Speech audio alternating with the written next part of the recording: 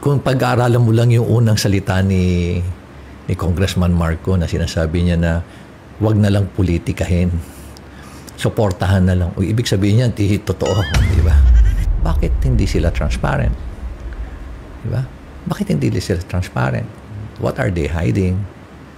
Another is, alam mo, saan nanggagaling yung pondo? Pero hindi ibig sabihin niya na hindi ako natatakot sa sarili ko, kaya sa security ko, sa safety ko. Siguro not much for myself, for my safety, but for the safety of my family. Kayang-kaya pa rin nila akong gawan ng saktan. But despite the risk, why is it worth it? Well, someone has to speak up. Our young people will be suffering.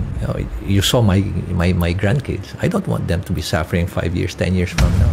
Well, during the time of President Duterte, meron naman. Pero there's transparency. Hindi kami namamblema na makipag-converse sa mga agencies like the SWD kung baka na doble na. So there are exchanges of data referred to the no less than Secretary Rex.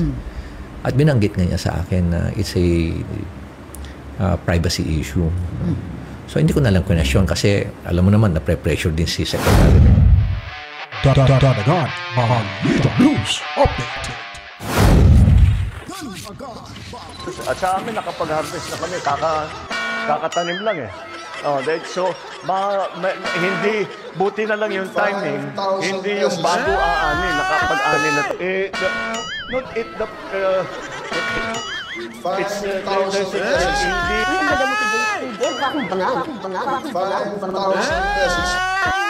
Should I say milyonaryo? Sama-sama tayo. Para maging milyonaryo.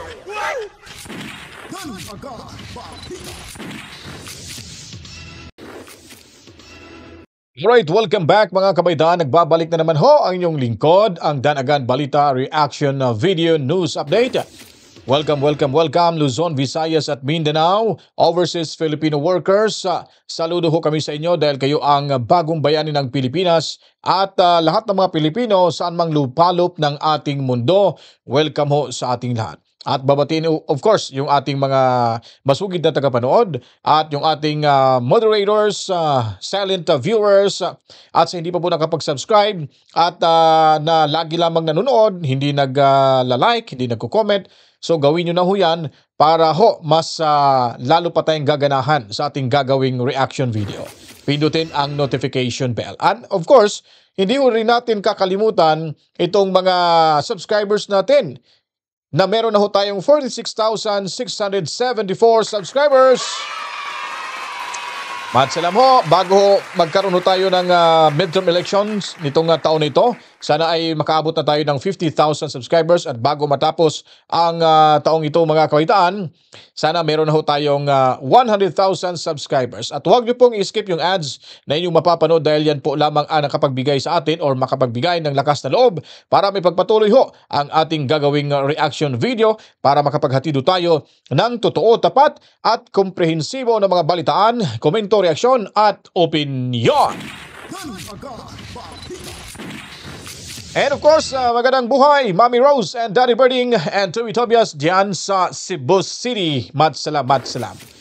Bueno, pag-uusapan naman ho natin itong ipinangako ho ni Congressman Pantaleon Alvarez kasama itong si Attorney Vic Rodriguez na kanilang sasampahan ng kaso sa Korte Suprema, itong si Tambaloslos mga kabalitaan.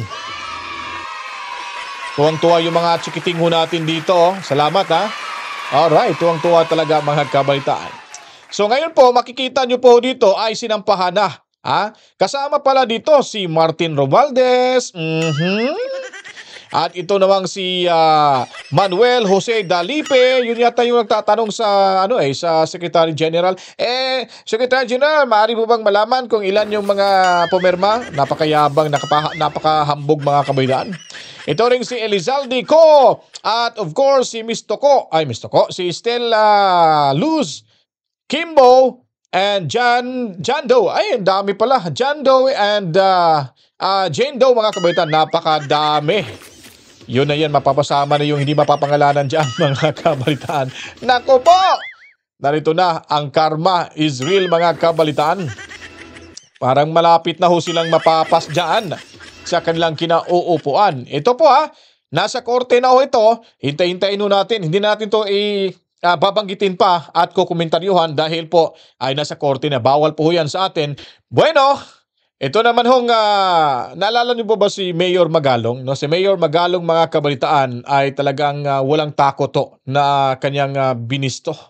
Kanyang binulgar nga mga kabalitaan. At sa amin, nakapag-harvest na. Oo, tama na, nakapag-harvest ka na nga. Huwag ka nang maingay dyan.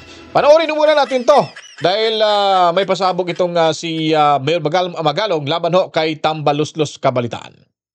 Why? Because very reliable yung sources ko eh.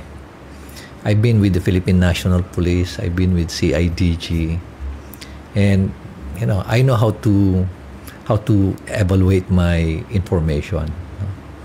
At kung reliability lang pag-usapan at credibility, siguro very reliable yung mga information. Kung minsan nga, kinokorek pa nga ako ng mga informant ko na hindi ganon. Ganito yan. So talagang ilang beses ko na yan na binalidate. Kaya, alam mo, kung pag-aaralan mo lang yung unang salita ni Congressman Marco na sinasabi niya na wag na lang politikahin, suportahan na lang. Ibig sabihin niyan, totoo, di ba? Saka bigla na lang siya nagsalita uli na hindi totoo yan 777. Well, kulang na lang banggitin ko rito kung sino yung mga informante ko eh. Pero ako na nagsasabi sa'yo, highly reliable yung informant ko. Kaya sabi ko nga dalawa yung nagsisinungaling dito, but definitely hindi ako. Siguro sabihin ng iba, anong mali doon? Anong mali na dumadaan ang pondo sa politiko? Anong mali doon na nagpapamudmud ng pera di umano si Speaker sa mga sorties, nagbibigay sa mga kongresista? What's wrong with that? Unang-una, ganun na lang ba kadali ang pag-disburse ng pera na ang decision nanggagaling lang sa yung process of disbursement? Hindi ba merong defined na process flow yan? Hindi yung kung ano yung gusto ng speaker, kaya na niya kagad ibigay. Diba? Kung kami nga sa local government, bago namin disperse, kailangan dumaan sa isang proseso na very tedious. Sila, pwede ba yung I want this, I want that, patapos implement mo kagad? Pangalawa, bakit hindi sila transparent? Diba? Bakit hindi sila transparent? What are they hiding? Another is, alam mo, saan nanggagaling yung pondo? Saan nila kinukuha yung pondo? Why is it that many are silent? Ikaw lang ang nagsasalita, Mayor. Ikaw lang ang nagsasabi na ganito nga ang patakaran. Why are they silent at ikaw hindi? Alam mo, minsan pag nakakausap ko yung mga ibang mayors, na minsan nakakatanggap din ng AIX, TUPAD, MAIP sa iba't ibang mga lawmakers. Katulad ko, nakakatanggap din ako sa senator. Ako nakakatanggap. Nakakahingi ako doon. Minsan, nakikiusap talaga ako kasi kailangan namin. Yeah. Alam mo, baka mawalan sila ng tubig sa gripo nila. Kaya takot din sila magsalita. At naiintindihan ko naman sila. Second is, siguro hindi rin sila sanay na makipag-away. Kaya ako naman, nasanay na sa mga conflict. Kaya, ako na lang ang pinapakiusapan nilang, Mayor, ikaw na lang magsalita. Huwag na lang muna kami. Kasi kawawa lang kami. At least ikaw, marami kang suporta. Lalo-lalo na sa uniform service, sabi sa akin. Kaya, malakas ang loob ko magsalita.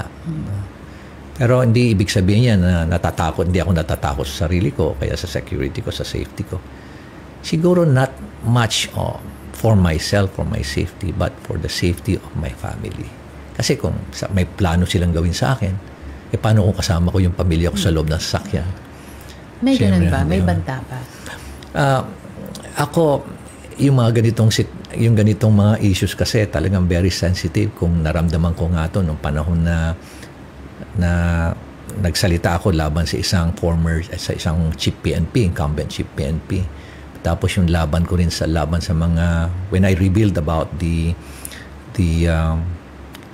the drug business. Wherein yung mga drug lords nakakulong na nga, bakit sila pa rin nagmamanage? Nararamdaman ko pa rin na kayang-kaya pa rin nila akong gawan ng saktan.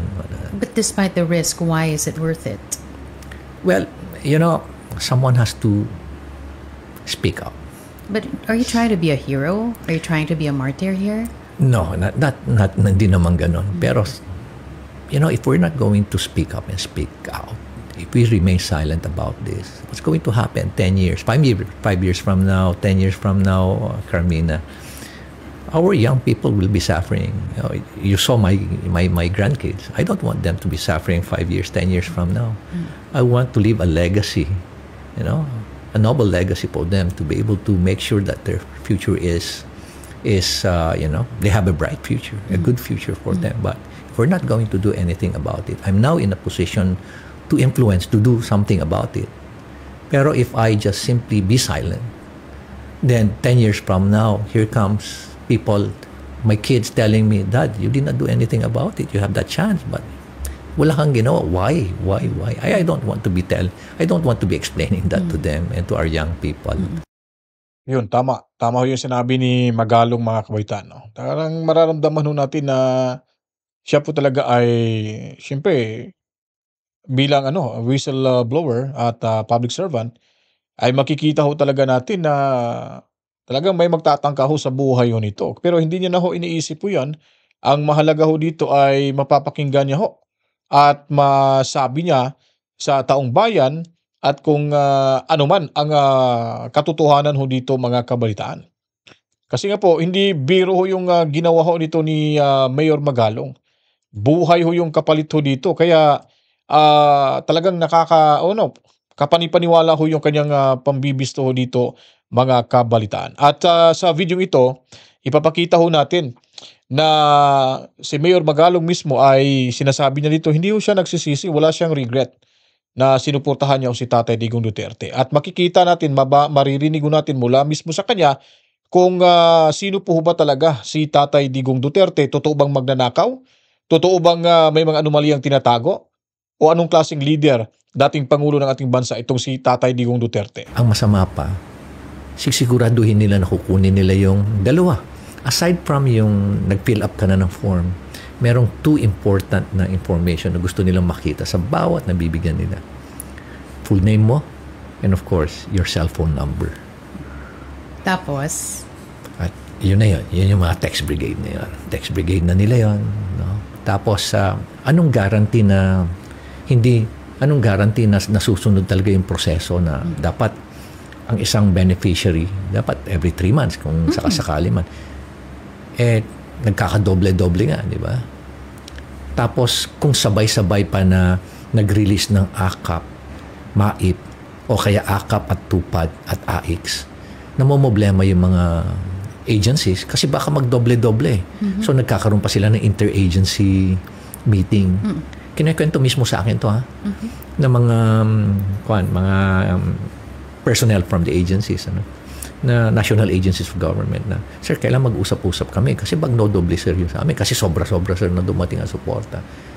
Ganun ang nangyayari. And one particular individual staff even mentioned to me na allegedly, sabihin sa kanila is, basta ang listahan galing dun sa congressman, no question asked na yan. Silent na lang kayo dyan. What's wrong with that? Ito, completely wrong. Ibig sabihin, walang transparency. Bakit ayaw? Bakit silent? But Allegedly. Mayor, you're on your second term, Yes, right? As City Mayor of Baguio. Ito ba yung kauna-unahang pagkakataon na ganito yung nangyari? Na biglang nawala ng transparency, biglang dumadaan lahat sa politiko.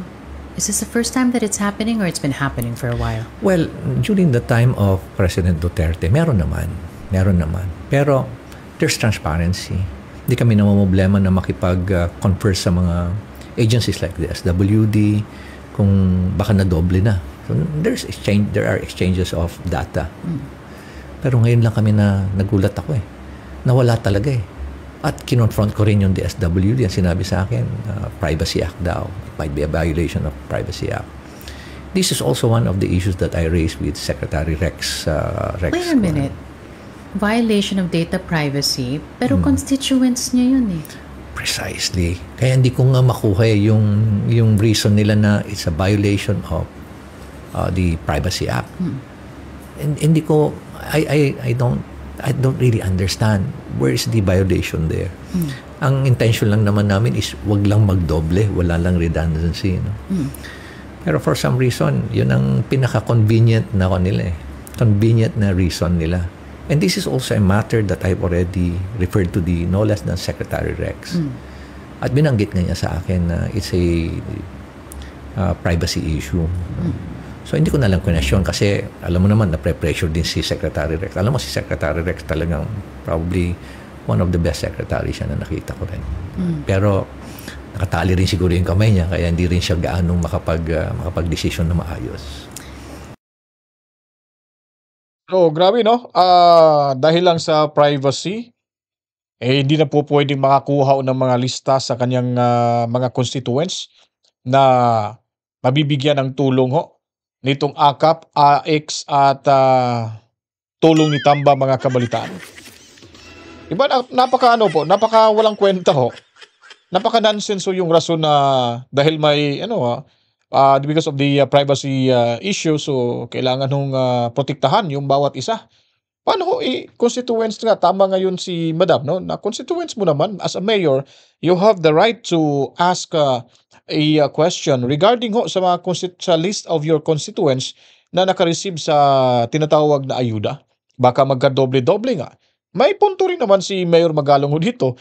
Kaso ang pinupunto rin natin dito mga kabaitaan, itong pagiging yung tinatawag na transparency ay hindi natin nakikita yan sa administrasyon ngayon lalo na sa administrasyon ngayon diyan sa Kamara sa pamumuno ni Tamba mga kabaitaan. So kung may tinatago meron talaga yung ginagawang kalukuhan. 'Di ba? It's a public document yan. Nararapat magkaroon ng kopya itong si Mayor Magalong. Kasi masasayang yung pera, pag madoble, kawawa yung iba, hindi makakatanggap. Tapos siya yung pupuntahan. Mamumroblema na naman si Magalong kung anong gagawin niya dito. Kaso nga, sabi nga ni Magalong na yung si Gatchalian, yung sa DSWD ay hindi umiimik. At siya pa mismo nagsabi na because of the privacy issue, ay parang naliliigan na. O nililiig ni pinipiga nitong si Tamba mga kabaitaan, huwag nang mag-ingay. At malamang may hati rin yan. Sa akin lang yan, opinion ko lang po yan. Malamang meron talagang matatanggap din yan. Pag yung taong alam na may kasinungalingan yung kanyang boss, pag hindi nagsasabi ng katotohanan, siyempre, pinoproteksyonan niya yung boss niya at meron din niyang kapalit mga kabaitaan. Ito ang naging problema sa ating bansa ngayon. Dahil nga po sa kawalan ng transparensiya at iba talaga ang administrasyon ni Tatay Digong Duterte sa panahon kung saan siya ay naging pangulo ng ating bansa mga kabalitaan. At makikita mo na weak talaga yung leader natin. Dahil unang-una, presidente siya po ay may karapatang questionin yung ating House of Representatives. At magtatanong kung ano naging problema. May mga issue ngayon. Binabatuhan kayo ng issue. Sa akin na bumabalik. Ano bang problema yan? Sisisihin tayo ng taong bayan. Tamba, ano ba? Paki-explain naman yan. Pero hindi yan magawa-gawa ni Bongit mga kabalitaan. Dahil sabi ni Castro, si Tamba ay naghari-harian dyan. Hindi madidiktahan ng basta-basta itong si Tamba ni Bongit. Baka siguro may alas si Tamba kay Bongit kaya takot rin itong si Bongit na nakokonfrontahin itong si Tamba sa mga kalukuang ginagawa niya doon mga kabalitaan. At pasalamat tayo, may Mayor Magalong tayo na nagsasabi at nagsisiwalat ng katiwalian diyan sa mayabang kapulungan. Ilang operations kami sa Davao noon. And he was very supportive. He was very genuine. When I became mayor, very genuine din yung the way he deals with me. Wala akong nakitang pretension sa kanya. But then when you put that side by side with the deaths that happened, mga kababayan nakakalungkot din. Nakakalungkot din na alam mo kasi ang presidente, syempre, strategic, yun strategic guidance lang yun sa kanya What? Pero yung how, nasa na yan nasa implementing agencies Ang nangyari, during the implementation na execution na, wala na, mali-mali na. Ang dami ng mali-mali. Ang dami ng mga flaws sa operations. Nakita ko yun in fact, I was the head of the oversight ng anti-drug campaign, yung Tokang. I was the head of the oversight committee. And during our meetings, or command yung tinatawag nating paano ba tawag namin doon? Command conference. Command conference, yeah. Lagi kong binabanggit yan Sinasabi mo na? Ay, oo. Talagang sinisita ko yung mga general. Binabanggit ko sa kanila, ito, yung mga findings namin. Sinasabi ko na. Ano naman, nagagalit din naman si Kwan. Si Kwan, pag sinasabihan ko na marespeto sa akin si Ronald si Shanship PNP. Talagang nakikita niya kung pinapagalitan ko yung ibang mga general doon Sabi niya, talagang sinusuporta niya. At nagbibigay din siya ng guidelines. Nagagalit din si Ronald. Nakikita ko rin, pinapagalitan niya. Pero siyempre, nahihiya rin siyang talagang maging too aggressive kasi nandun kami na upper class niya na staff niya, members of the command group. Pero genuine naman nakikita ko kay Ronald. Kilala ko yan si Ronald. Very close yan sa akin.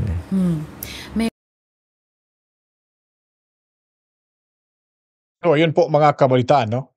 Talagang makikita ho natin yung anomalya na nangyayari dyan sa mayabang kapulungan at kahit gaan o kahit i-deny pa ho nila ho yan, ay makikita ho talaga ng taong bayan na meron talagang kalukuhan na ginagawa. Unang-una ho, yung pera ho natin, di ba? Yung mga ayuda-ayuda niyan, kung ano pa yung mga sinasabi nilang... Ang masama pa, sisiguraduhin nila na kukunin nila yung dalawa. Aside from yung nag-fill up ka na ng form, merong... Okay. So, tapos na yung kanina mga kabitan. So, yun ang masakit ho doon na nalaman ho natin yung katotohanan, pero hindi pa rin ho talaga mga kabitan, mahuli-huli, hindi pa rin ho natin na masasampa ng kaso dahil malakas nga itong si Tamba. Napakayabang ho nito mga kabitan diyan sa mayabang kapulungan. Tamang-tama lang din ipangalan yung mayabang kapulungan mga kabalitaan. At siya pa yung lakas loob na maninigaw, mananakot, at kung ano-ano pa. Tingnan nyo po yung video ho dito mga kabalitaan. Kung gaano ho siya katapang ho dito. Noong sa panahon si Mig Zubiri pa yung Senate President mga kabalitaan. Tingnan nyo po ho dito mga kabalitaan kung ano po yung mga sinasabi niya ho dito.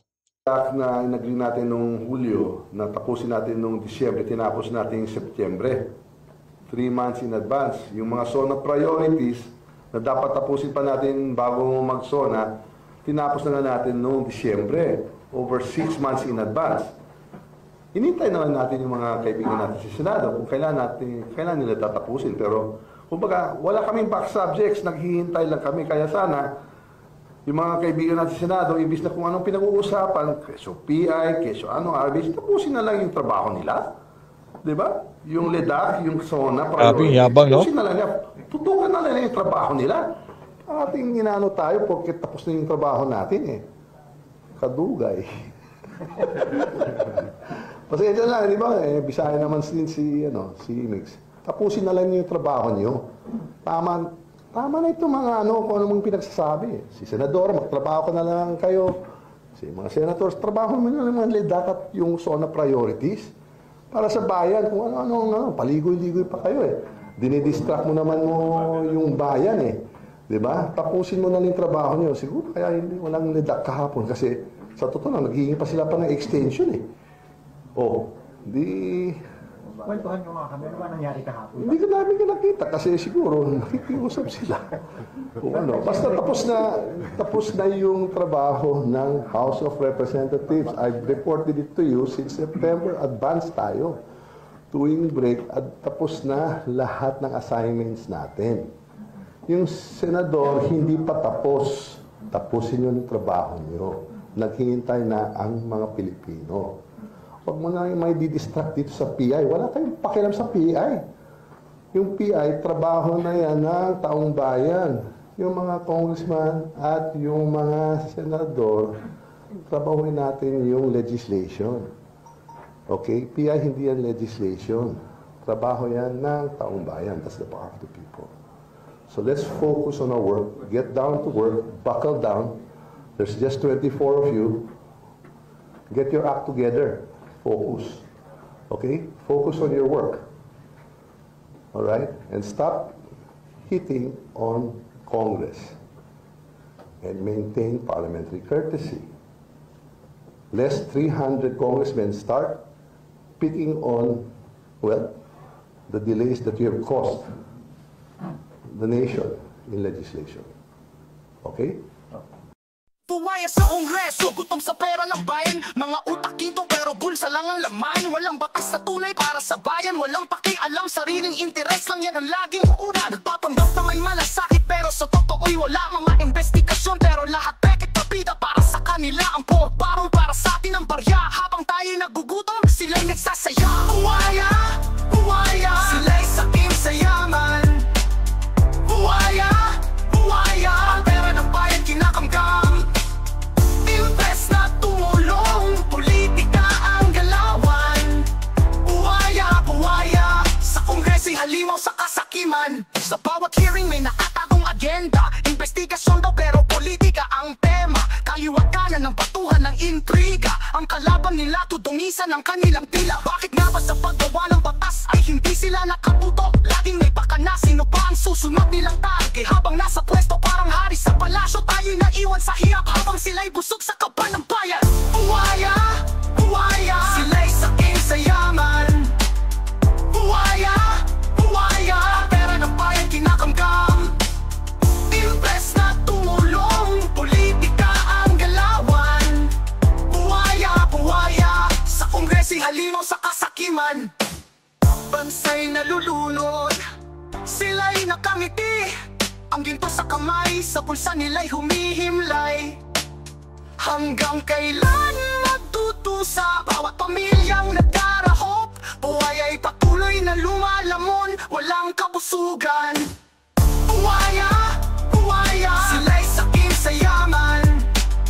Buwaya, buwaya, ang pera ng bayan kinakamgam. Impres na tumulong, politika ang galawan. Buwaya, buwaya, sa Kongreso'y halimaw sa kasakiman. Kongreso ng buwaya, ay tagal lang umiiral. Hanggang kailan kami magtitiis sa inyong pandarampo at pagyurak? Pero tandaan, kahit gaano kalalim ang tubig, ang katotohanan ay sisikat, babangon kaming lahat. So ayun po mga kabaitaan, no? Napakaganda ho yung tema ho at yung kanta, Buwaya ho. Talagang swak na swak mga kabaitaan yung mga pagmumukha ho nila mga kabalitaan. Liwabi, no? Pag makapag-utos itong si Romualdez, akala mo kung sino talagang hari ng Pilipinas mga kabalitaan. Ha? Sobrang napakayabang ho. Nakaupo ho lang yun dyan sa Kamara at naging Speaker of the House. Pero yung kanyang pagiging Speaker of the House, performance o yung pagbabasihan, walang-wala kulela to. Kasi puro ho nakawan yung inaatupag. Ha? Bigla na lang minamagic yung pera ni Juan de la Cruz mga kabalitaan. At utusan pa ng ganun-ganun. Nakaganon pa sa mikropono. Nakaka-insulto ba? No, akala mo kung sino talagang marunong na bonjing pa naman tong taong tong mga kabalitaan. Diba? Napakayabang ho. Ganun ho talaga yung speaker natin. Kaya pag meron ho tayong lideratong ganyan ng pangugali, gaya ni Martin Romualdez, wala ho talagang mapupuntahan yung Pilipinas. Lugmok ho talaga tayo sa kahirapan. Dahil nga po, walang Speaker of the House pa lang ho siya, paano na kayo pag naging presidente mga kabalitaan? Siguro mas marami pang kung ganitong problema, siguro isang basket na problema meron ho tayo ngayon. Baka pag naging presidente ito, ay hindi na ho basket yung mapupuno ng problema mga kabalitaan. Ha? Baka hindi na ho basket, baka buong Malacanang na mga kabalitaan, mapupuno ho sa problema. Di po ba napaka-arugante, ilusyonado, walang mudo, bastos na congressman. Makapal yung muka. Kompleto na lahat yung pagmumukha nitong taong to. At wala pa namang magandang ginawa ko sa kanilang lugar. Napakapangit pa naman yung lugar ng Tacloban. Napakadumi pa daw, sabi ni Sino ba yung nag-comment? Yung nagsalita nung rally doon sa EDSA na napakabaho daw yung kanilang palengke. Ultimo yung restroom, hindi marunong maglinis daw, hindi nilinisan, hindi pinalitan ng maganda. Walang Robinson dyan. Saan pupunta yung mga tao? Kumpara mo yung market ho ng Davao City, parang mall na rin mga kabalitaan. Tapos bubulihin pa si Inday Sara Duterte. Isa na kung mambuli ho siya sa ating Vice Presidente, may nagawa na ho siyang maganda sa kanilang lugar. Pinapalubo lang yung bulsa nito mga kabalitaan. Yun ang mahirap doon. Napakasakit talaga isipin na tayong mga mamamayan na mga taxpayers ay winawaldas lang yung pera ho nila. Yung pera natin nila. At minsan, baka lahat na siguro tinatago, minamagic mga kabalitaan. Tapos mangungutang, tayo na naman ang magbabayad dito. Yun ang mahirap sa atin. Kaya mag-isip-isip na ho tayo mga kabalitaan. Nadala na ho tayo dito. Sana kayo nadala na rin. At huwag nyo na hong ibalik sa pwesto yung mga klase, mga hinampak na mga kawatang politiko, mga kabalitaan. Dahil pag nangyari ho yan, malamang talagang sisigaw ho tayo. Sisigaw ho tayo na gutom na kami. Anong gagawin? Lalo na yung illegal drugs. Nako, dumami na ho sa ating bansa mga kabalitaan. Maniwalat kayo sa hindi. Dami na hong patayan. Ano bang sabi ni Bongit? Noong una, ipagpatuloy ho natin yung war on drugs kasi ganun. Nung nakaupo na, bahala kayo dyan.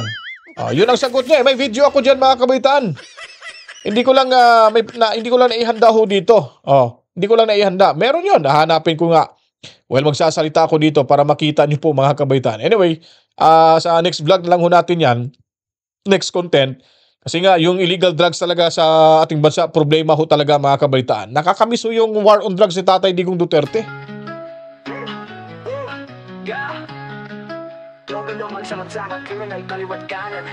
Bayaning na pagmanga, Duterte ang pinagsigawan. Kaya labang sa droga ay nagsimula.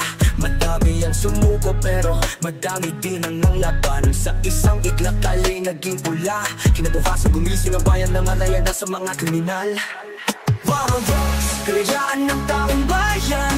War on drugs, isang bangungot para sa mga kriminal. War on drugs, para sa kinabukasan ng inyong anak. War on drugs, hindi perfecto pero ang epekto mararamdaman sa sunod na henerasyon. Sa labang ito kasama ang taong bayan. Ngunit bawat kikira ay may mga sugat at kamalan. Mapait na katotohanan, bigat at pasan, o mga inosenteng nadamay sa gitna ng laban. Halagay na pagkataas, aral na natutunan. War on drugs, kalayaan ng taong bayan. War on drugs, isang bangungot para sa mga kriminal. War on drugs, para sa kinabukasan ng inyong anak. War on drugs, hindi perfecto pero ang epekto mararamdaman susunod na henerasyon. Sa kabila ng dilim may liwanag na masisilayan. Mga pamilyang nabuo, buhay na muling natulungan. Pag-asa ang layunin sa gitna ng laban. Bagong pag-asa ang dala para sa bawat tahanan. May mga bumabatikos, tagumpay daw ay kulang. Mga nagpagduda, tila walang nakikitang katibayan. Ngunit sa lansangan ang tanong mo sa taong bayan. Sila tunay na nakakita, silang lubos na nakaranas. Sa kabila ng batikos, may pag-asa at paninindigan. Ang suporta ng bayan sa war on drugs na nanatiling buo. Ang tiwala, pagbabago na ramdaman, ligaya sa bagong umaga. Pag-ibig na marami, tuloy na ang laban, tapusin ang sinimulan. War on drugs, kalayaan ng taong bayan. War on drugs, isang bangungot para sa mga kriminal. War on drugs, para sa kinabukasan ng inyong anak. War on drugs, hindi perfecto pero ang epekto mararamdaman ng susunod na henerasyon.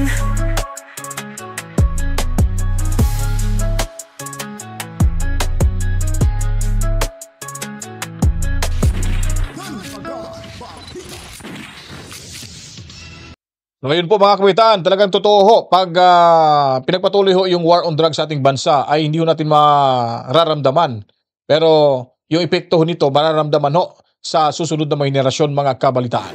Yun po ang nakakamiso sa war on drugs ni Tatay Digong Duterte. At matsalam ho sa inyong lahat, lalo na ho, umakyat na naman ho tayo. Meron tayong 46,680 subscribers.